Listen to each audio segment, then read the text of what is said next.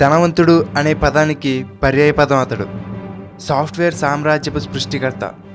ఒకటి కాదు, రెండు కాదు, ఏకంగా 18 సంవత్సరాలు ప్రపంచ ధనవంతుల జాబితాలో మొదటి స్థానంలో నిలిచాడు. ఆయన ఒక రోజుకి 6 కోట్ల రూపాయలు ఖర్చు చేసిన తన ఆస్తి మొత్తం ఖర్చు అవ్వడానికి 218 సంవత్సరాలు పడుతుంది. 5,76,000 కోట్ల రూపాయల ఆస్తితో ఇప్పటికీ ప్రపంచ సంపన్నుల్లో నెంబర్ 1గా ఉన్నాడు. ఆయనే మైక్రోసాఫ్ట్ కంపెనీ అధినేత బిల్ గేట్స్. అంతేకాదు, తనకున్న ఆస్తిలో 95% నిరుపేదలకు దానం చేసి మనసున్న కుబేరుడు అనిపించుకున్నాడు. అసలు కాలేజీ చదువు మధ్యలోనే ఆపివేసిన ఒక కుర్రవాడు ప్రపంచంలోనే అతిపెద్ద సాఫ్ట్వేర్ కంపెనీని ఎలా నిర్మించాడు, అసలు అంత స్థాయికి ఎలా ఎదిగాడో ఈ వీడియోలో తెలుసుకుందాం.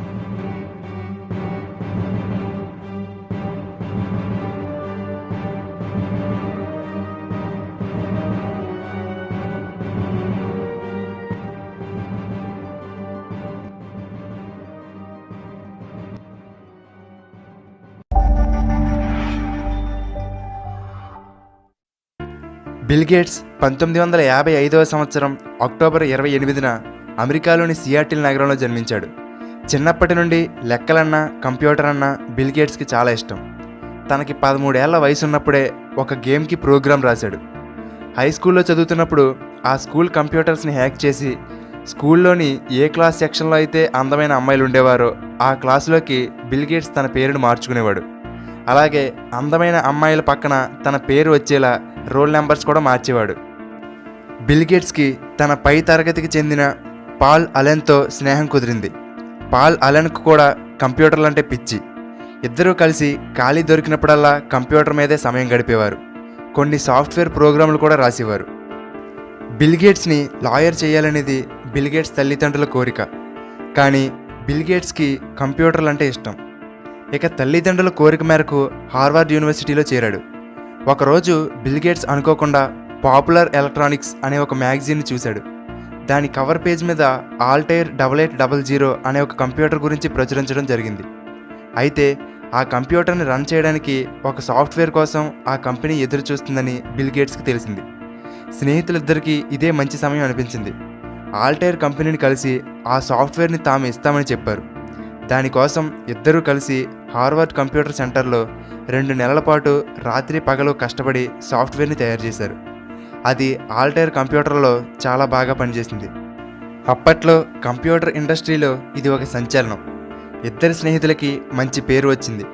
అప్పుడే ఇద్దరూ కలిసి 1975వ సంవత్సరంలో మైక్రోసాఫ్ట్ అనే కంపెనీని స్టార్ట్ చేశారు. అప్పటికి బిల్ గేట్స్ వయసు కేవలం 19 సంవత్సరాలే. ఆ రోజుల్లో ఎక్కువగా కంప్యూటర్లను అమ్మే IBM కంపెనీ తాము విడుదల చేయబోయే పర్సనల్ కంప్యూటర్లకు ఒక ఆపరేటింగ్ సిస్టమ్ కావాలని బిల్ గేట్స్ని కోరింది. దానికోసం బిల్ గేట్స్ అప్పటికే ఉన్నటువంటి ఒక OSని $50,000 కొని దానిని ఇంకా అభివృద్ధి చేసి MS-DOS ఆపరేటింగ్ సిస్టమ్ అనే పేరుతో IBMకి అందించాడు. అప్పటి నుండి ఇక మైక్రోసాఫ్ట్ వెనుతిరిగి చూడలేదు. కొన్ని రోజుల్లోనే మైక్రోసాఫ్ట్ $1 మిలియన్ కంపెనీగా మారింది. మైక్రోసాఫ్ట్ని అభివృద్ధి చేయడం కోసం హార్వర్డ్ యూనివర్సిటీ చదువు మధ్యలోనే ఆపివేశాడు బిల్ గేట్స్. కొంతకాలం తర్వాత 1986లో బిల్ గేట్స్ మైక్రోసాఫ్ట్ విండోస్ని మార్కెట్లోకి తీసుకువచ్చాడు. మైక్రోసాఫ్ట్ చరిత్రలోనే విండోస్ ఒక మైలురాయి.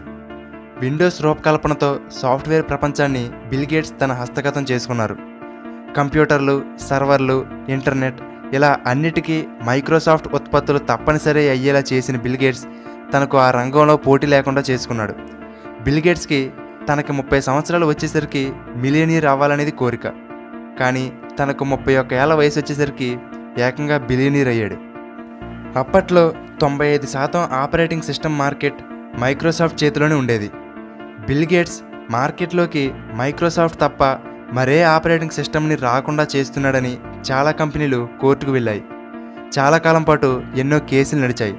కానీ బిల్ గేట్స్ భయపడలేదు. కొత్తగా ఇంటర్నెట్ అనేది అప్పుడే మార్కెట్లోకి వస్తున్న రోజులవి. ఆ సమయంలో ఇంటర్నెట్ ఎక్స్ప్లోరర్ అనే పేరుతో ఒక సెర్చ్ ఇంజిన్ని స్టార్ట్ చేశాడు. ఇలా ఎప్పటికప్పుడు కొత్త ఆలోచనలతో మైక్రోసాఫ్ట్ని పరుగులు పెట్టించాడు. 1994వ సంవత్సరంలో మైక్రోసాఫ్ట్లోనే పనిచేస్తున్న మిలిండా అనే ఆవిడని పెళ్లి చేసుకున్నాడు బిల్ గేట్స్. క్రమక్రమంగా బిల్ గేట్స్ సంపద పెరుగుతూ వచ్చింది. ఎంత అంటే గత 23 సంవత్సరాల్లో 18 సార్లు బిల్ గేట్స్ ప్రపంచ ధనవంతుల్లో నెంబర్ 1 స్థానంలో నిలిచాడు. ఈ ఏడాది కూడా $88.8 బిలియన్ ఆస్తితో మొదటి స్థానంలోనే ఉన్నాడు. బిల్ గేట్స్ జీవితంలో డబ్బు సంపాదించడం ఒక ఎత్తు అయితే ఆయన చేసే సేవా కార్యక్రమాలు మరో ఎత్తు. తన సంపదను ప్రపంచ మేలు కోసం ఖర్చు చేస్తేనే తన సంపాదనకు సార్థకత చేకూరుతుందని భావించి బిల్ అండ్ మిలిండా గేట్స్ అనే ఫౌండేషన్ని స్టార్ట్ చేసి ప్రపంచవ్యాప్తంగా వ్యవసాయం, ఆరోగ్యం, విద్య అభివృద్ధికి, పేదరిక నిర్మూలనకి కృషి చేస్తున్నాడు.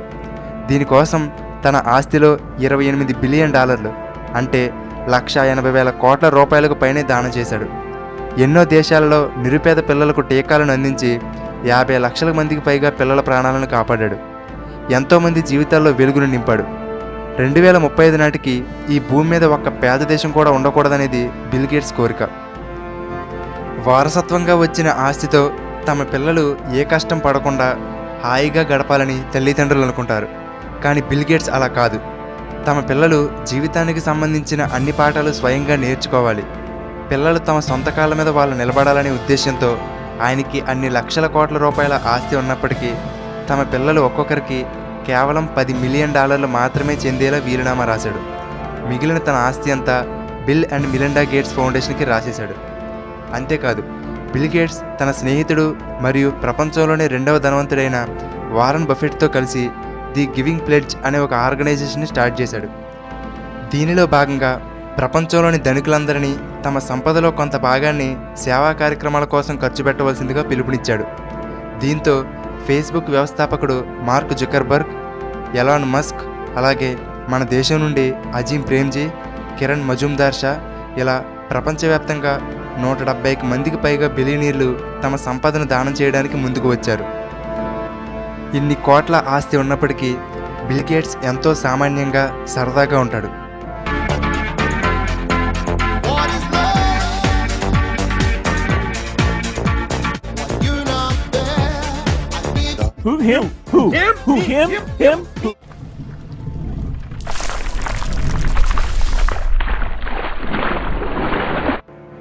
ఆయన తన బిజినెస్ కార్పొరేట్ మీటింగ్ల కన్నా పేద ప్రజలు వాళ్ళ ఆరోగ్యం, విద్యను అభివృద్ధి పరిచే పనుల్లోనే ఎక్కువగా పాల్గొంటూ ఉంటాడు. ఒక $100 దానం చేసి మనంత తోడు లేడు అనుకునే వాళ్ళున్న ఈ రోజుల్లో ఏమీ ఆశించకుండా లక్షల కోట్లను దానం చేయడం అంత సులభం కాదు. ఎక్కడో అమెరికాలో అద్దాల మేడల్లో ఉండే బిల్ గేట్స్కి నైజీరియా, కెన్యా, ఆఫ్రికా వంటి పేద దేశాల్లోని ప్రజల గురించి పట్టించుకోవాల్సిన అవసరం లేదు. కానీ ఇటువంటి ఎంతోమంది పేద ప్రజల జీవితాల్లో వెలుగును తీసుకువస్తున్న బిల్ గేట్స్, ఆయన జీవితం మనందరికీ ఎంతో స్ఫూర్తిదాయకం. మిమ్మల్ని మీరు ఎప్పుడూ ఇతరులతో పోల్చుకోవద్దు. అలా పోల్చుకుంటే మిమ్మల్ని మీరు అవమానించుకున్నట్టే. నీ దగ్గర డబ్బు ఉంటే నిన్ను నువ్వు మర్చిపోతావు. కానీ అదే నీ దగ్గర డబ్బు లేకపోతే ఈ ప్రపంచం మొత్తం నిన్ను మర్చిపోతుంది. పేదవాడిగా పుట్టడం నీ తప్పు కాదు, కానీ పేదవాడిగా చనిపోతే అది నీ తప్పే. ఓకే ఫ్రెండ్స్, ఈ వీడియో మీకు నచ్చితే లైక్ చేయండి. అలాగే మీ ఫ్రెండ్స్ అందరికీ ఫేస్బుక్, వాట్సాప్ ద్వారా షేర్ చేయండి. ఇలాగే మరెంతోమంది జీవిత గాథల గురించి తెలుసుకోవడానికి తెలుగుబడి యూట్యూబ్ ఛానల్కి సబ్స్క్రైబ్ అవ్వండి. అలాగే ఫేస్బుక్లో తెలుగుబడి పేజీని లైక్ చేయండి. Thank you for watching.